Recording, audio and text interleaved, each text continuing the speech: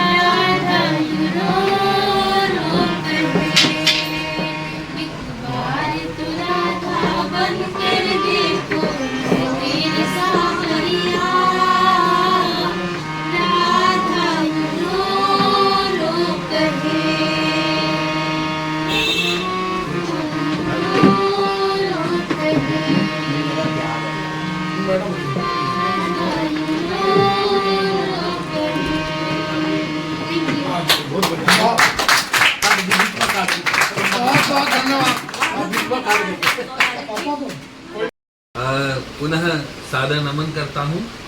मैं प्रणाम समर्पित करता हूँ आज हमारे साथ हमारे बैठे मुख्य अतिथि जी मैडम राठौर और इसके अतिरिक्त हमारे सक्षम के प्रांत कोषाध्यक्ष रामकिशन जी, विभाग इस जिले के अध्यक्ष राजीव सैनी जी, संरक्षक सुरेश जी, राकेश जी एवं सभी इस छात्रावास के जो भी इस संचालन टोली में जो भी सदस्य उन सभी का हार्दिक अभिनंदन वंदन करते हुए अपनी बात का प्रारंभ करता हूँ। तो जैसा कि आप में राकेश जी ने बहुत अच्छे से सूरदास जी की और सक्षम की हर जी ने भूमिका रखी है, एक बात कहना चाहता हूँ कि सक्षम एकमात्र ऐसा राष्ट्रीय स्तर का संगठन है जो समस्त 21 प्रकार की दिव्यांगताओं के लिए कार्य करता है। अन्य जो संगठन हैं उनका अपना वैशिष्ट्य है, वो कम नहीं है, लेकिन काम करते हैं। लेकिन सक्षम समस्त 21 प्रकार की दिव्यांगताओं के लिए काम करते हैं और दिव्यांगों के साथ मिलकर दिव्यांगों के लिए काम करने का जो लक्ष्य है वो सक्षम का है। और इसी का परिणाम आप देखते हैं कि सक्षम ही एकमात्र संगठन है जहाँ सकलांग दिव्यांग साथ मिलकर काम करते हैं, और जो सक्षम के सर्वोच्च पद पर होते हैं वो दिव्यांगों को आसीन करने का, समाज को संदेश देने का प्रयास सक्षम करता है। हमारे जो अखिल भारतीय राष्ट्रीय अध्यक्ष हैं माननीय डॉक्टर दयाल सिंह पवार जी, वो भी दृष्टिबाधित हैं और मैं भी दृष्टिबाधित हूँ। मुझे भी इस योग्य समझा गया कि मतलब अध्यक्ष पद का दायित्व दिया गया। तो ये मैं अपनी प्रशंसा में नहीं कह रहा हूँ, ये सक्षम का वैशिष्ट्य है कि जो सक्षम की कथनी है वो सक्षम की करनी, मनसा वाचा कर्मा सक्षम में कोई भेद नहीं। और सक्षम के 7 उत्सव है, उनमें से एक उत्सव है सूरदास जयंती, है ना। तो थोड़ा बातचीत के माध्यम से भी बात रखेंगे, नहीं तो फिर इतने भजन के बीच में, सुंदर सुंदर गीतों के बीच में जो है ना कड़वी वाणी का आनंद नहीं देगी। तो बच्चों, सूरदास जी का नाम तो आप सभी ने सुना ही होगा, सुना है? Yes, sir. सूरदास जी के छात्रावास है, सक्षम ये सब मिल करके दिव्यांगों के जीवन में परिवर्तन लाने का प्रयास कर रहे हैं। तो सूरदास जी को भी एक प्रकार से बड़ा बचपन में कष्ट का सामना करना पड़ा, उनको अपना घर परिवार छोड़कर जाना पड़ा, ठीक है ना। और क्यों? एक दिव्यांगता के कारण, केवल दिव्यांगता के कारण उनको शायद उपेक्षा का सामना करना पड़ा, इसीलिए फिर वो अपना परिवार छोड़कर गए। तो एक ये कहने का तात्पर्य है कि दास जी के विषय में अपना व्याख्यान दिया है। मुझे लगता है कि इससे सबको लाभ हुआ होगा, यहाँ की छात्राएं भी लाभान्वित हुई होंगी और सबको भी जो जानकारी नहीं होगी वो जानकारी। इसके बाद हमारी उषा राठौर का यहाँ रहेंगे सबसे पहले के लिए इस भजन के पश्चात। या घट प्रेम न संचले ओ घट जान मचान, जैसे खाल लुहार की सांस लेत बिन प्राण। महाकवि सूर, अंग्रेजी का प्रयोग नहीं करूंगा क्योंकि अंग्रेजी आती भी नहीं है और खामखा, लेकिन यह है कि प्रेम ईश्वर है, ईश्वर प्रेम है, ये सर्वमान्य तथ्य है। और हमारे यहाँ विद्वत जन इकट्ठा हैं और एक सूर तुलसी शशि उलगन केशव दास वाक्य कवि हद्योत्सम ज्ञाता भरत प्रकार। सबसे ऊंची प्रेम सगाई, सबसे ऊंची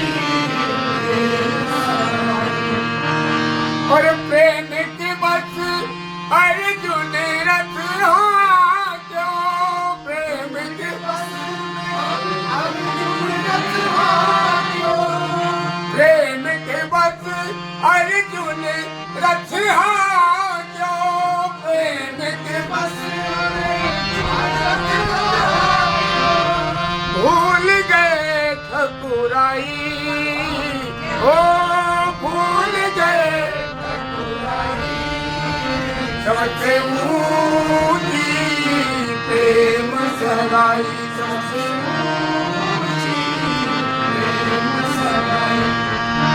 दुर्योधन घर में वाचा गयो, दुर्योधन घर में वाचा गयो। एक कोटेशन दे रहा हूँ। ईमान सहित विष खाई के शंभु भयो जगदीश, अरे बिना मान अमृत पियो राहु कतायो शीश। दुर्योधन घर में वाचा जो, दुर्योधन में वाचा जो, साग विदुर घर खाई, ओ साग सबसे ऊंची प्रेम सगाए प्रेम सगाए झूठे फल शबरी के खाए झूठे फल शबरी के खाए अरे रही मन मोहिन सुहाए हम पिया वर्तमान बिन जो विषदय बुलाए प्रेम सहित मरिबो भलो प्रेम झूठे फल शबरी के खाए झूठे फल शबरी के जयंती मना रहे हैं। और जो हमारे बच्चों ने कहा, हमारे बच्चों ने भजन सुनाए, तो उससे हम बहुत आनंदित हुए, बहुत प्रभावित हुए। तो हमें जो मनुष्य योनि मिली है, उस मनुष्य योनि में हमें बाबा के आध्यात्मिक मार्ग बताए पद चिन्हों पर चलना चाहिए और अपने जीवन को सफल बनाना चाहिए। और मैं बाबा साहब की एक रचना पढ़ रही बुझाएंगे जी जी जी जी जी जी जसुमती की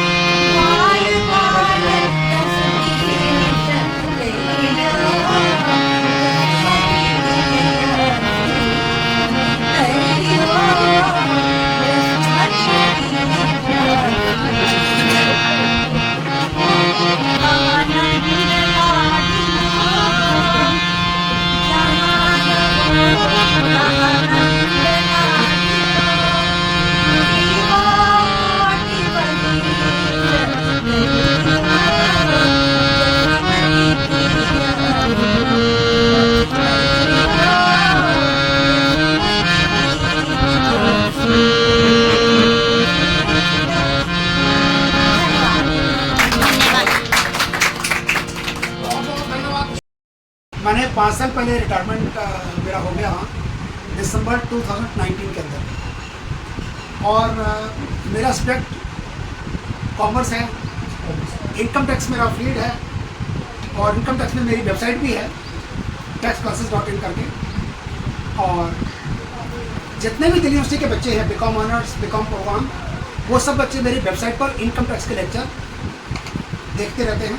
अभी मेरा कल भी 5 साल रिटायरमेंट के बाद भी कल लेक्चर है मोतीलाल नेहरू कॉलेज में दोपहर में 2 से 4। मेरे करीबन 20-25 कॉलेज में लेक्चर होते रहते हैं और उनके लिए मैं कभी कोई कन्वेंस, कोई लिफाफा, कोई रेवोल्यूशन, कोई टैक्सी फेयर कभी भी नहीं लिखा। तो ये मेरा अपना तरीका काम करने का है। और घर में एक बीवी है, हाँ एक ही होती है, नहीं दो, एक पहले भी थी। अरे वो ये सही है। वो इकोनॉमिक्स में थी, उनकी डेथ हो गई। तो उसके बाद ये संस्कृत में है और उनका नाम भी डॉक्टर उषा राठौर है। और वो पढ़ाती संस्कृत थी। मेरी किस्मत अच्छी है कि मेरे से 3 साल बड़ी थी, वो 3 साल पहले रिटायर हो गई। और बड़ी बीवी बड़े भाग्य, तो उसका मैंने पूरा अपना अनुभव किया है। और उनके यहाँ माता सुंदरी कॉलेज में एक टीचर हैं, अभी भी पढ़ा रहे हैं, वो संस्कृत में पढ़ाते हैं। संस्कृत पढ़ाते हैं और ब्लाइंड। कुलदीप सर। हाँ, कुलदीप सर। और हमारे कॉलेज में, मेरे शामली कॉलेज में जहाँ मैंने 42 ईयर सर्विस की, वहाँ पर भी इकोनॉमिक्स के टीचर हैं, रहे मेरे साथ डॉक्टर अनिल खुराना। उन्होंने 42 ईयर्स पढ़ाया, इकोनॉमिक्स पढ़ाते थे और उनको कोई दिक्कत नहीं हुई। उनके बहुत अच्छे, जो उनकी प्रशंसा करते थे, स्टूडेंट्स बहुत प्रशंसा करते थे। जो नॉर्मल जो लोग थे उनसे अच्छा पढ़ाते थे। और वो जो नेशनल एसोसिएशन ऑफ ब्लाइंड्स के जो हैं मिस्टर मनोजा बारे में कोई रेफरेंस में बात चली, इन्होंने मुझे बुलाया तो मैं इनका भी थैंक्स कर रहा हूँ। और मैं सबको शुभकामनाएं देता हूँ कि आप तरक्की करें, टीचर बने, लेक्चरशिप में जाएं, बाकी जॉब्स करें। आपके पास अपॉर्चुनिटी कम बिल्कुल नहीं, आपके पास भी उतनी अपॉर्चुनिटी है जितनी बाकी लोगों के पास होती है। Thank you very much.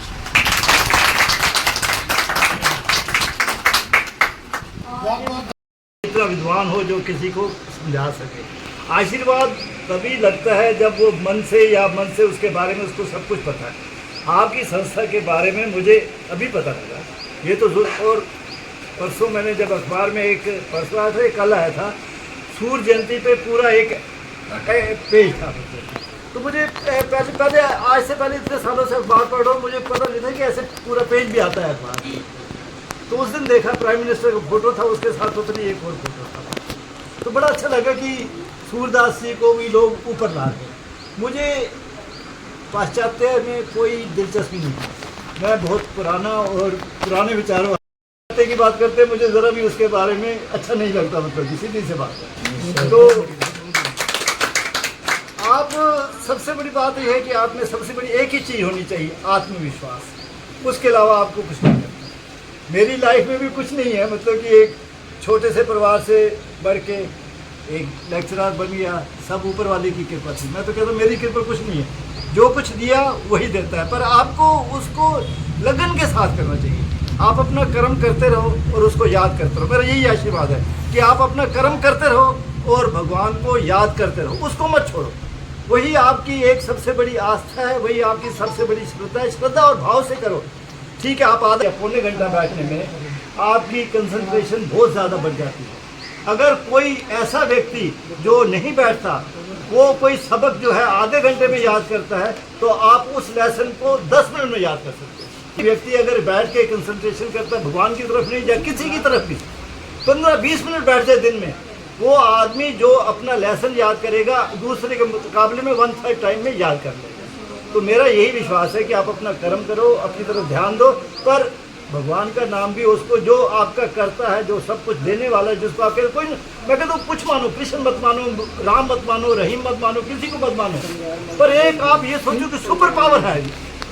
उस सुपर पावर के बगैर आप नहीं रह सकते। आपकी सुपर पावर कुछ भी हो सकती है। किसी की सूरदास जी हो सकते हैं, किसी के राम हो सकते हैं, किसी के कृष्ण हो सकते हैं, किसी के हनुमान जी हो सकते हैं। तो उस सुपर पावर को ध्यान में रखते हुए अगर आप 15-20 मिनट भी बैठेंगे तो आपकी कंसंट्रेशन इतनी बढ़ेगी कि मैं आपको कहता हूँ कि ये मेरा अपना एक्सपीरियंस। और यही मैं कहता हूँ कि मेरा यही सुझाव है कि आप कि मैं उस पर एहसान कर रहा हूँ कुछ करके, मतलब। पर जब एक दिव्यांग दूसरे दिव्यांग के लिए ऐसा भाव करता है तो वो सोचता है कि मैं उसके लिए कुछ अच्छा काम करता हूँ। तो ये सबसे बड़ी है कि एक जो इस संस्था में ज़्यादातर जो एक दूसरे की सहायता कर रहे हैं वो दिव्यांग ही हैं। दूसरों की सहायता पे नहीं पड़े। दूसरों की सहायता लेने का मतलब कि दूसरा जो सहायता देता है वो सोचता है कि इन लोगों को मैं एहसान कर रहा हूँ। मतलब ये आपस में मिलके जो आपकी मेल भाव की भावना है, ये सबसे अच्छी भावना है। इसको देख के तो मैं बहुत ही खुश हुआ हूँ। मतलब मेरी इच्छा है कि ये संस्था फले फूले और लोगों की सहायता करता रहे। आपका धन्यवाद कि आप मैं यहाँ कुछ बोलने को